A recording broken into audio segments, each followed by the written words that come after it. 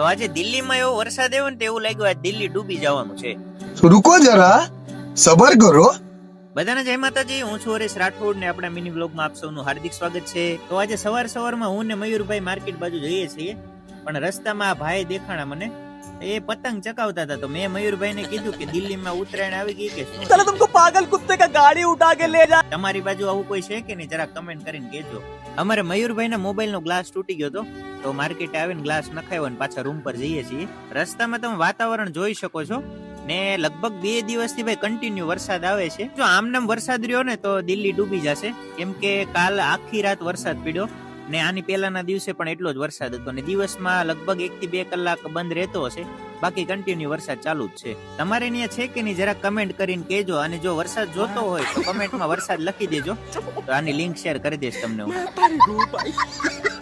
તો વરસાદ ગમે એટલો હોય પણ ભાઈ અમારે ડ્યુટી જવાનું જ હોય, અમારે કઈ રજા હોય નહીં, તો અમે જઈએ છીએ ડ્યુટીમાં. તો આજ માટે આટલું જ. ફરી વાર મળીએ બીજા નેક્સ્ટ બ્લોગમાં. જય માતાજી, જય હિન્દ.